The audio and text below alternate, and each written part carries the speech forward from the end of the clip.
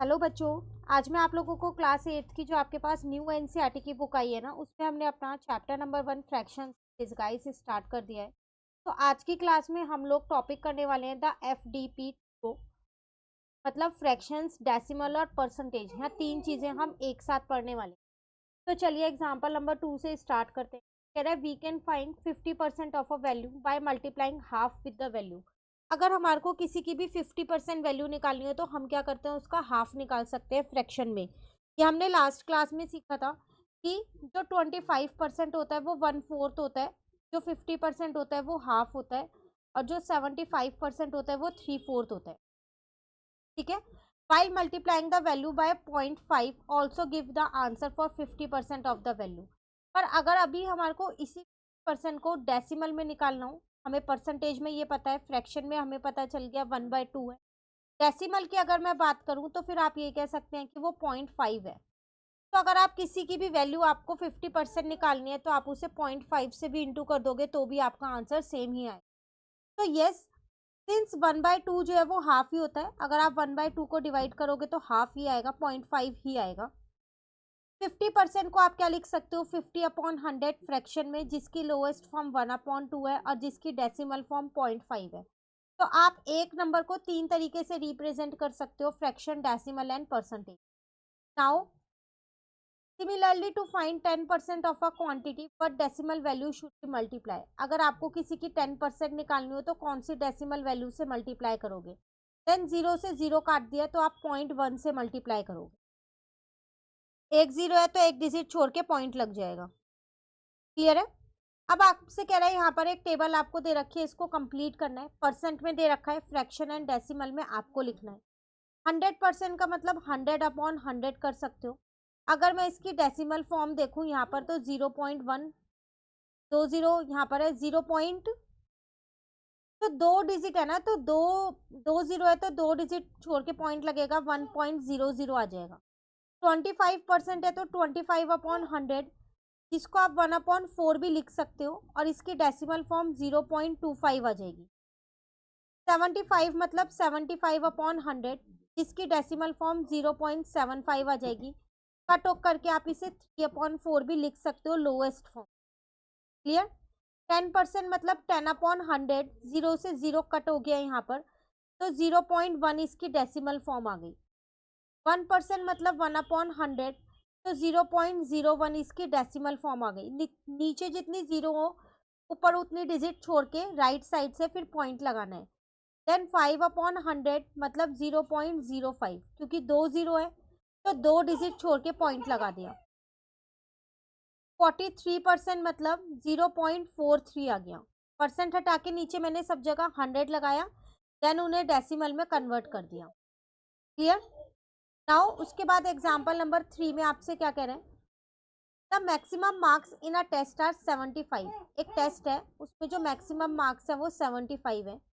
If student score 80% और above in the test, they get an A grade. अब अगर बच्चा 80% या 80% से ज्यादा उस टेस्ट में स्कोर करता है तो उसको ए ग्रेड मिलेगा। How much should Zubin score at least to get an A grade. अब अगर ए ग्रेड चाहिए तो ये बच्चा कितना स्कोर करे। तो देखो, इसे 80% तो करना ही पड़ेगा, 80 से ज्यादा कर देगा तो बहुत अच्छा है। तो 80% आप निकालोगे किसका, 75 का ही तो निकालोगे। तो परसेंटेज हटा के मैंने नीचे 100 लगा दिया। ऑफ का मतलब मैथ्स में हमेशा ध्यान रखना मल्टीप्लाई होता है। ठीक है। 0 से मैंने यहाँ 0 कट कर दी, तो फाइनली मेरे पास क्या बचा, 8/10 इंटू में 75।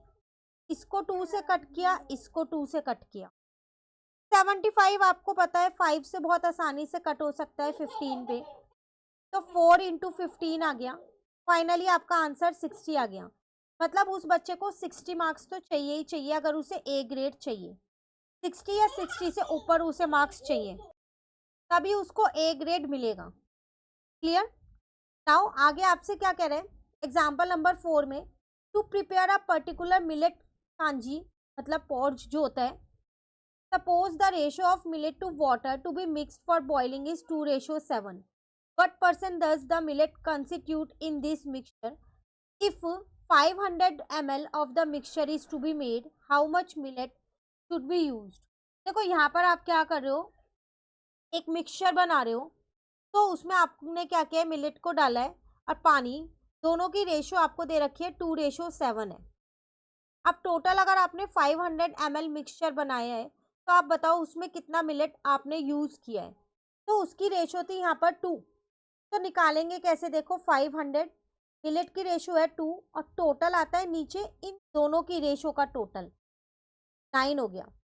ठीक है, ये आप प्रोपोर्शनल रीजनिंग 1 में भी थोड़ा बहुत टॉपिक रेशो वाले में करके आए हो, जो आपकी फर्स्ट पार्ट था इस बुक, है ना, तो वही चीज हम यहाँ यूज कर रहे हैं। तो 2/9 हो गया यहाँ पर, ये है मिलेट की रेशो। अगर आपको वाटर का पूछता तो आप 7/9 लिख देते। क्लियर। अब 500 ml आपका मिक्सचर है, तो अब आपको इसको सॉल्व करना है। तो यहाँ पर आ जाएगा 1000/9, तो एग्जैक्ट वैल्यू नहीं आएगी क्योंकि ये पूरा पूरा डिवाइड नहीं होगा 9 से। तो आप यहाँ पर क्या कह सकते हो, 111.11 समथिंग ml जो है वो कितना है इसके अंदर मिलेट, और बाकी का क्या है उसके अंदर वाटर है। क्लियर। तो वही सारी चीजें देखो यहाँ पर आपके पास लिख रखी हैं और आपको क्लियरली बता रखा है कि इतना ml आपके पास क्या है उसके अंदर मिलेट। डेसिमल के बाद 1 या 2 डिजिट निकालनी जरूरी है, ज्यादा निकालने की जरूरत नहीं है।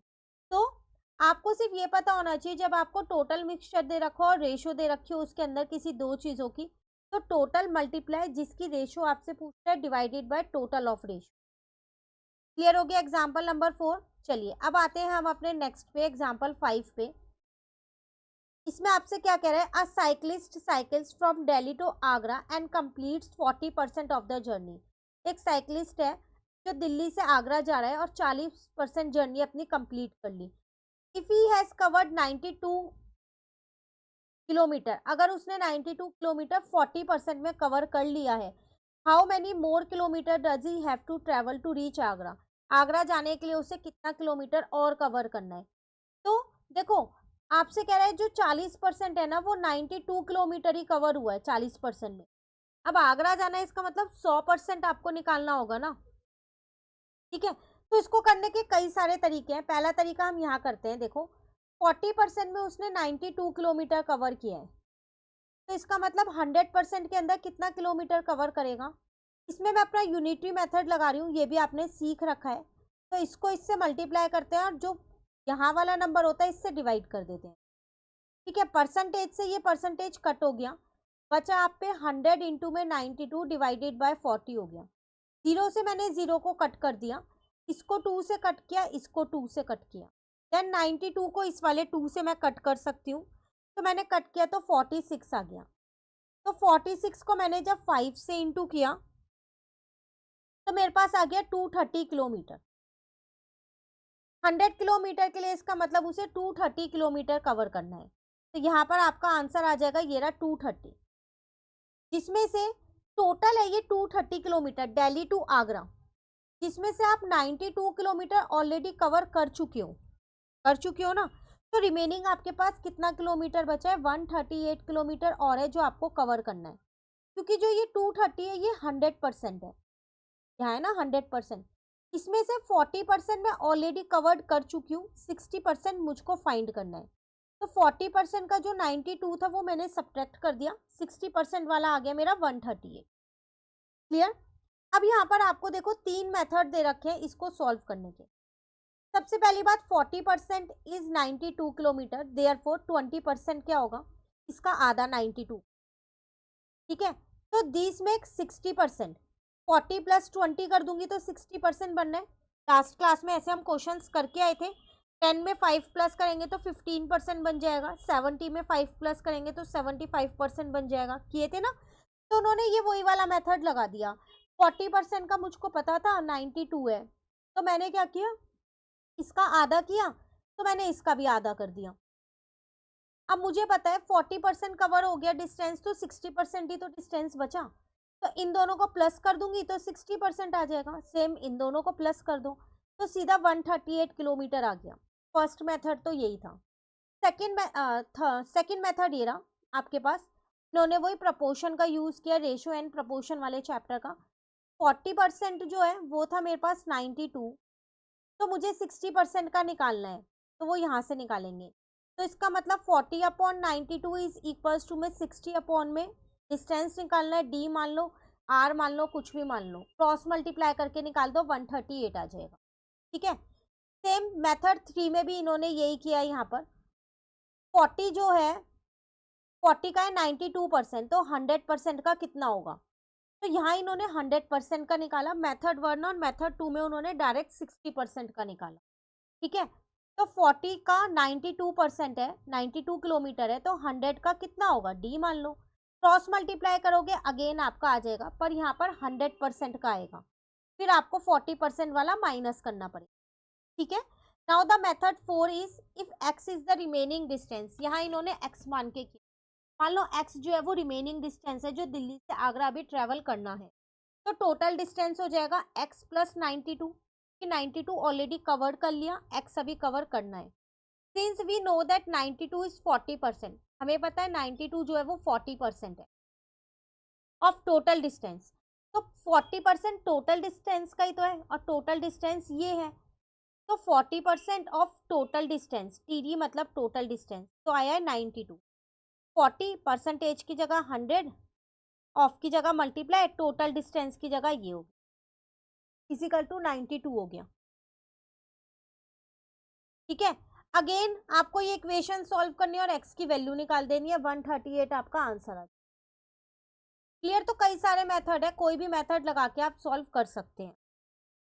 नेक्स्ट में कह रहा है परसेंटेज ग्रेटर देन 100। कई बार परसेंटेजेस 100 से ज्यादा भी हो सकती है, तो वो एग्जांपल्स आपको यहाँ दे रखे। Till now we saw percentages with a value 100 और लेस देन 100। अभी तक हमने परसेंटेज देखी जो 100 और लेस देन 100 में है, मतलब 40%, 30%, 60%, 100% ऐसी। कभी भी 110%, 120%, 150% ऐसे नहीं देखी, वो अब देखेंगे। तो can there be percentage with a value more than 100? क्या ऐसी कोई परसेंटेज होती है जिनकी वैल्यू 100 से ज्यादा हो? What could it mean when it percentage is greater than 100? तो अगर परसेंटेज 100 से ज्यादा होती है तो उसका मतलब क्या होता है, वो हम एग्जाम्पल नंबर 6 वाले हैं। तो कह रहे हैं यहाँ पर Kishan Lal recently open a garment shop. एक जना है किशन लाल, उसने अभी अभी गारमेंट शॉप शुरू। He aims to achieve a daily sale of at least 5000। का एम था कि जो शॉप मैंने शुरू की है उस पर डेली मुझे 5000 की सेल हो। The sale on the first 2 days were 2000 and 3000।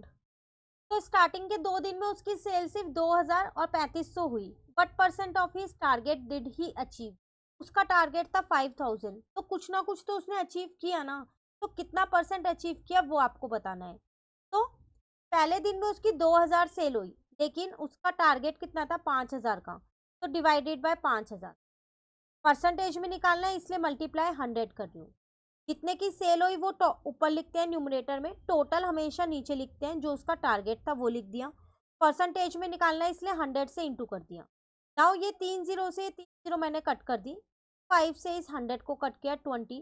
तो उसने 40% जो है अपना टारगेट अचीव कर लिया पहले दिन में। दूसरे दिन में कितना अचीव किया? टोटल 3500 की सेल हुई, 5000 का उसका टारगेट था, और 100 इसलिए किया इंटू में क्योंकि परसेंटेज में निकालना है। 2 जीरो से 2 जीरो काट दी, 50 से इसको काटा 2, 35 इंटू में 2 आ गया 70%। मतलब दूसरे दिन उसने अपनी 70% टारगेट अचीव कर लिया। तो वही चीज यहाँ लिखी है, क्या उसने डे 1 में इतना किया और डे 2 में इतना किया है। Another way of saying is it is he was 60% short of his target on day 1। Day 1 में वो अपना 60% टारगेट पूरा नहीं कर पाया, और डे 2 में वो अपना 30% टारगेट पूरा नहीं कर पाया। ठीक है। Now in the next 2 days he made 5000 and 6000 respectively. आगे के 2 दिनों में उसके 5000 और 6000 सेल हुई। तो what percentage of his target are this value? अब बताओ क्या परसेंटेज है। तो देखो जब 5000 हुई तो उसका टारगेट भी 5000 ही था, तो उसका पूरा पूरा टारगेट पूरा हो गया, 100% हो गया। लेकिन जब अगले दिन 6000 हुई तो उसका टारगेट तो 5000 ही था ना, बट हुई 6000। तो जितनी सेल हुई वो ऊपर, टोटल जो टारगेट था वो नीचे, और इंटू में 100 परसेंटेज में निकालने के लिए कट कर दिया। 5 से इसको कट किया 20 आ गया, तो 6 इंटू में 20 आपका आंसर आ गया 120%। तो उसने अपने टारगेट के उससे 120% सेल अचीव।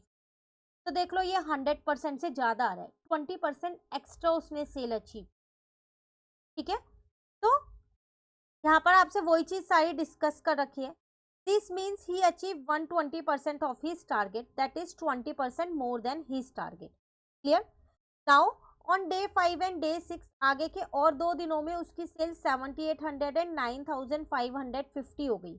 अब बताओ क्या परसेंटेज रहेगी? तो 7800 अपॉन में तो 5000 ही रहेगा, क्योंकि उसका टारगेट तो स्टार्टिंग से 5000 था। 2 जीरो से 2 जीरो काट दी, तो इससे काट दिया, 2 आ गया। 78 को मैंने यहाँ पर 2 से इंटू कर दिया।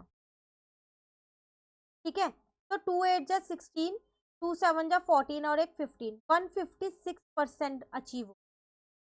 और अगर दूसरा देखूं 9550 वाला, तो अपॉन में तो 5000 ही रहेगा, इंटू में 100 आ जाएगा।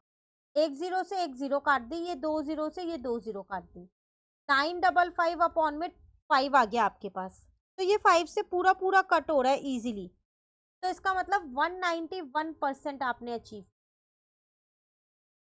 तो देख लो 100% से ज्यादा है ना, तो वही सारी चीजें लिखी हैं उन। यहाँ पर आपके पास लिखा है ऑन डे 7 ही अचीव। ठीक है, अब यहाँ पर वो डे 7 की बात कर रहा है। अच्छा, ये तो डे 5 और डे 6 की बात थी ना, तो वो हमने निकाल दिया। अब डे 7 में क्या कह रहा है, उसने अचीव किया 150% ऑफ टारगेट, और डे 8 में 210% ऑफ हिज टारगेट। अब बताओ सेल कितनी है? अब आपको परसेंट दे रखी है और आपको सेल निकालनी है। अभी तक आपको सेल दे रखी थी तो आप परसेंट निकाल लेते, तो कोई बात नहीं। 150% ऑफ हिज टारगेट ना, तो 150% ऑफ टारगेट का। तो अब हमारे को ये सॉल्व करना आता है। 150% का नीचे 100 ऑफ का मल्टीप्लाई, टारगेट था 5000, तो 2 जीरो से 2 जीरो काट दी मैंने, तो 150 इंटू में 50 आ गया, ये कट हो गई। ठीक है ना, तो अब मैं 150 को 50 से इंटू कर दूंगी, तो इसका मतलब उसने 7500 की सेल अचीव की थी डे 7 पे। और डे 8 की बात करूं तो 210 है, तो टारगेट का ही तो होगा 210। तो 210% हटा के 100 ऑफ का मतलब मल्टीप्लाई, टारगेट था 5000, 2 जीरो से 2 जीरो काट दी, तो 210 इंटू में 50 आ गया। तो आपका आंसर आ गया, उसने 8th 9th डे पे इतनी सेल अचीव की है, 10500 8th डे पे। क्लियर? नाउ आगे आपसे क्या कह रहा है, suppose on same day he made 2500, this can be express as he achieve half of his target. मान लो किसी दिन पे सम डे पे उसने सिर्फ 2500 रुपए अर्न किए, तो अपने टारगेट का आधा ही तो अर्न किया, क्योंकि 5000 का हाफ होता है वो। तो उसने हाफ किया, मतलब उसने 50% अचीव कर ली, मतलब उसने 0.5 अचीव। हाफ को हम क्योंकि 3 तरीके से लिख सकते थे। और किसी दिन उसने क्या किया, यहाँ पर ऑन सम अदर डे पे उसने 10,000 अचीव। 5000 की टारगेट थी और 10,000 अचीव कर रहा है, डबल, ट्वाइस जिसको हम बोलते हैं। तो 100 का 200% उसने अचीव। क्लियर? नाउ अब आपसे क्या कह रहे हैं, complete the table below, mark the appropriate location in the following diagram. आपको इस टेबल को कंप्लीट करना है। तो 90% फ्रैक्शन में लिख दो यहाँ पर, और डेसिमल में लिख दो यहाँ पर, 2 डिजिट छोड़ के पॉइंट लगा दी। देन इसको मैंने क्या किया, फ्रैक्शन में लिख दिया, परसेंटेज हटाया 100, और यहाँ पर 2 जीरो है तो 1.10। 200 अपॉन में 100 किया तो 2.00 आ गया। 250 अपॉन में 100 किया तो 2.50 आ गया। देन 15 अपॉन में 100 किया तो 0.15 आ गया। 2 जीरो है, पीछे से 2 डिजिट छोड़ो और पॉइंट लगाओ, और कुछ भी नहीं करना, तो 1.73 आ गया। 358 अपॉन 100 हो गया, परसेंटेज हटा तो 3.58 आ गया। 28.9 है। अब देखो परसेंट हटा तो 100, अब 2 डिजिट डेसिमल इधर चला जाएगा तो 0.289 आ गया, क्योंकि वो ऑलरेडी डेसिमल में, ध्यान रखना। ठीक है, 305 अपॉन 100 है तो 3.05 आ गया। कंप्लीट हो गई टेबल। अब अगर आप यहाँ पर देखो तो ये 0, 100%, 200, 300, 400। अब आपको क्या करना है, यहाँ पर 90% उन्होंने दिखाया, हाँ ये है 100, तो 110 यहाँ पर कहीं होगा। 1 2 3, यहाँ मतलब 2 2 का गैप लेके बना दो, या तो पहले एक बार काउंट कर लें। तो यहाँ पर है ना 1 2 3 4 5 6 7 8 9 10 11 12, 13, 14, 15, 17, 18, हाँ वही है। दो दो का गैप लेके आप बना सकते हो। ये आ जाएगा आपका 110%, 200% ये रहा। 250 बिल्कुल बीचों बीच बना देना, 250%। 15% बिल्कुल यहाँ को बनाना आगे को, ठीक है। 173 जो 100 और 200 के बीच में है तो यहाँ पर कहीं बना देना। 358 बीच में ही बनाना, बहुत थोड़ा सा आगे बना देना। 305 बिल्कुल स्टार्टिंग में ही चिपका के बना देना है। और 28.9 जो है वो 15% के आसपास में ही बना देना। क्लियर? नाउ एग्जाम्पल नंबर 7 है आपके पास, लास्ट है, देन फिगर इट आउट है। तो एग्जाम्पल 7 है, a farmer harvested 260 kg of wheat last year. एक फार्मर है जिसने last year 260 kg of wheat harvest किए थे। This year they have harvested 650 kg of wheat. इस साल उसने 650 की। What percentage of last year harvest this year harvest. तो परसेंटेज बताओ कितना परसेंट हार्वेस्ट की। तो करंटली हार्वेस्ट किया है 650, हमेशा डिवाइड में ओरिजिनल आता है, तो 260 ओरिजिनल था जो लास्ट ईयर का डेटा था, इनटू 100% में निकाल, ठीक है। 0 से 0 कट कर दी मैंने, तो मेरे पास आ गया 65 इंटू 100 डिवाइडेड बाय 26।